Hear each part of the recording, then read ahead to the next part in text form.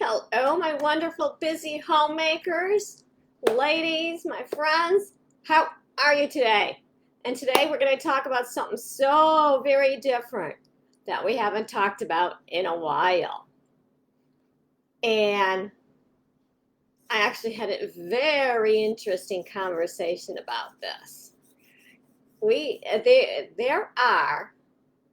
I've noticed, let's put it this way, I've noticed, and we've discussed this, not in this group though, with my friends and clients. There are triggers in us that make us organize and declutter what we need to get done. Whether you realize it in us, we all have that trigger. And there's like four main ones. And we are going to discuss them. I'm Deb. You're in the office with Deb. I am your decluttering and organizing expert. I am the household hacks queen. That is who I am. So let's get started on the four different types. As you hop on, say hello, put down hashtag in the replay when you're watching on the replay. I want to know what trigger is yours. Now, the first trigger we're going to discuss that causes you to declutter, organize, and even clean is anger. Yes, I said anger. You know how it goes. Something happens in the house or something happens with a friend, or you're mad at the kids, you're having a bad day with the kids, or your hubby. You're just angry and frustrated, angry over the situation. It's the point where you're yelling and screaming at the kids because you can't take it anymore. And then you shove them outside and you go, and you're like, you got all this energy in you. So what do? You clean, organize, declutter. Oh, I'll clean that drawer out. Or you go in the drawer to get a spoon and it bugs you, so you're going to go clean that drawer because it's all messy. And you start cleaning and you're organizing. I don't need this, and you're tossing this in the garbage because you're angry. You want to get out that, you want to get it done and get it out of your system. Now, how many can you relate to this? So anyway, now you're going through that. Okay, fine. You get the drawer declutter. The kids are outside. You're checking on them on and off. They're fine, or whatever. And let's say you decide, I'm going to clean up that living room. Everything's been sitting there. I'm just going to take the kids' stuff. I'm going to get it done. I'm getting all that stuff out of it. I'm just going to do it since they're calm. I don't care if they're mad I put away the dollhouse, or they're mad the crayons are gone. I'm going to put it away. I told them before to clean up. They didn't do it. I'm putting it away. And then you go and clean that up, and scrap paper, you're throwing it out, and garbage, and the ones that are all crumbled up, the mistake papers, and you're throwing it out. And you get that done. And you're like, it's done. Yeah. And you're like, I don't care what the kids think, it's done. They'll have to deal with it. Now how does this affect you when you're done with it? Let's say you're done with all your chores. You're like, I'm done. I'm done cleaning. I'm done. I need some coffee. I'm just done. Now, how it affects you at the end? You've got all this work done. You got that drawer decluttered. You got the living room decluttered and straightened up. Maybe you dusted, got that out of there. Dusted the living room furniture. Not the furniture, coffee table furniture is what I'm getting at. Okay. Now, afterwards, you're a little bit calmer. You're still upset. You're glad it's done. You're still upset, but you're still somewhat calmer. Now, you're not celebrating, but you're just glad it's done. You're still upset. You're still a little upset. You got to go get that cup of coffee and maybe calm down a little bit more. You're not as angry as you were. You're not ready to scream or yell, but you did get something done. That's the first trigger. How many can relate to that? The second trigger frustration. Anger is different than frustration. Frustration is maybe the situation isn't going the way you'd like it to. Maybe every time you turn around, the kids have got to go to the doctors, and you're just frustrated. It's like, can this ever end? And then they got to go to the dentist, and you're just like, I just want this to stop already. I need these doctor appointments over with. You're getting frustrated. Or your husband keeps coming home late, like from work, and you're like, and you're just getting frustrated. You're like, I need this to end. It needs to go back to semi-normal. So what do? Most of us, it triggers us. Well, if we can, we go and get to, I guess I'll go get that room clean. I'll go straighten up my office. I'll straighten up the papers. I'll put the pens away, throw some trash out, whatever it be. I just need to get something done because I know eventually he's going to stop working late, but right now it's frustrating me and I don't want to say anything because it's going to cause a fight between us. And that's where you are. You're in the frustrated mode. So you're cleaning the office up and you're still thinking about it. And you're, whether you're swiftering the floors or vacuuming the rug, you're making your office look decent. You're putting stuff away in neat piles, all that good stuff, tidying up, making it look good, all that good stuff.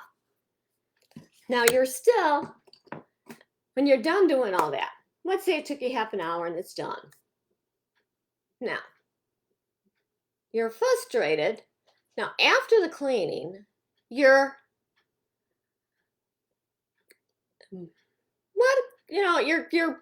calmer than what you were because you've gotten some of that out of your system. But you can't forget it. You're like, he's got to stop working those long hours.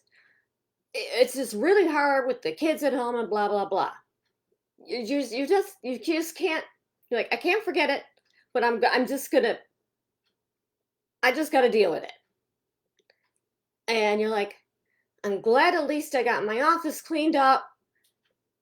At least got that done, even though the kids are still there and he's still working. At least I made the time to physically get it done, and it's done. So then after that, you go back about your day, and you're dealing with life the way it is. Because chances are, after you walk out of that office, you're like, I don't want to think about that anymore. I'm just going to go on to the next thing and go on to something else. So that's the second trigger. Then there's the I gotta get it done trigger. You know how it goes.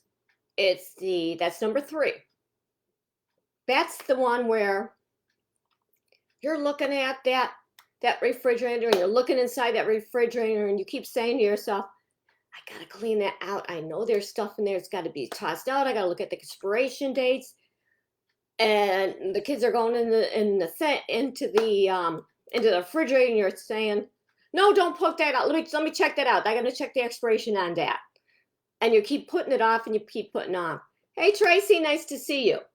And you put it off, and then you're in that. You wake up one morning, it's like, I'm gonna just get it done. I'm tired of looking at this. I'm gonna get it done. So you get in the refrigerator, you're checking every shelf, you're checking all the expiration dates, you're wiping it up real quickly with the wet rag, trying to clean it out. And then what happens afterwards when you're finally done with that refrigerator that you've put off for so long? Yeah, you're happy it's done, but you're not jumping up for joy. And why you're not jumping up for joy is because part of you is still upset with yourself because you've been putting it off and putting it off and putting it off, and it took you so long to get there.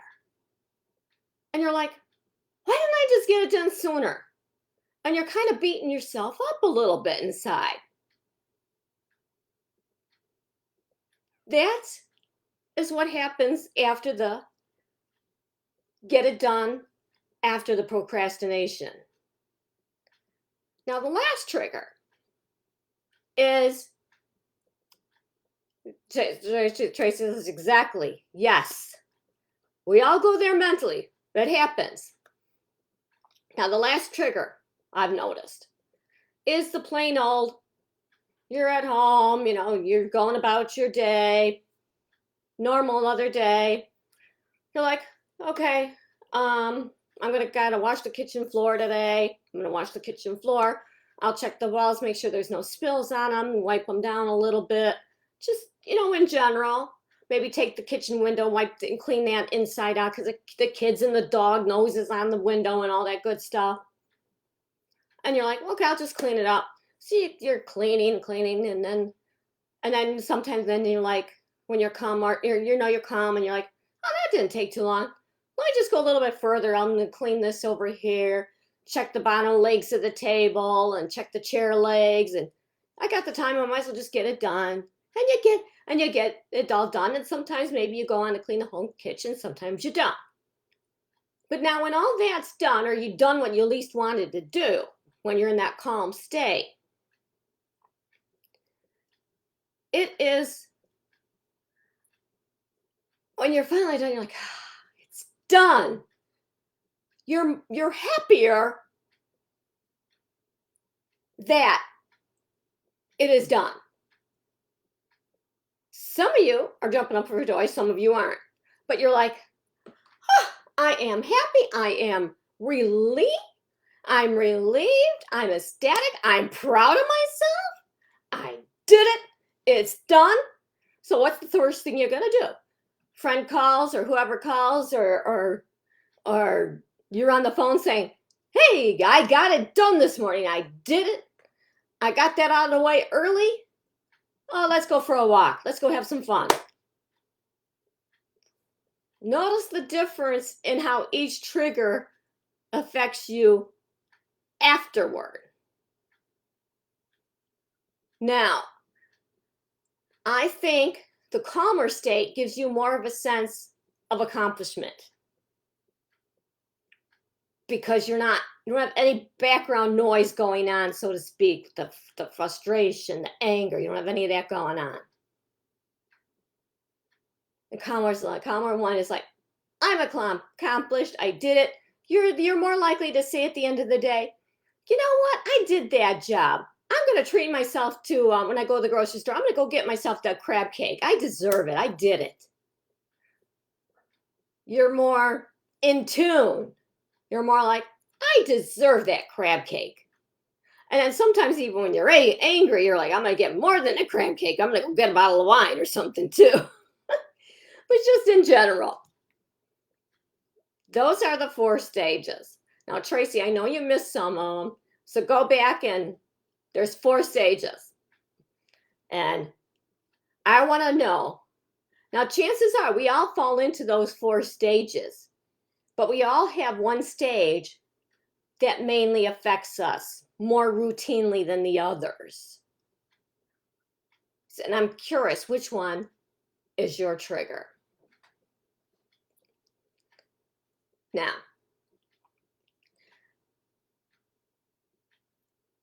exactly, okay. Yeah, Tracy says okay. Yeah, because we all have these triggers, and it's just for us so that we could be aware of them, and we can just be aware and know what the difference in the feeling is in these 4 different stages and how it affects the end result. Yeah. So now, thank you so much, ladies, for watching me today. And if you need a home consultation, let me know. And I will see you in the groups. And don't forget, later on, those of you tuned in later, #replay. Let me know what your trigger state is. And we might even dive more into this some other time. Thank you so much, ladies. I'll see you in the group. Bye.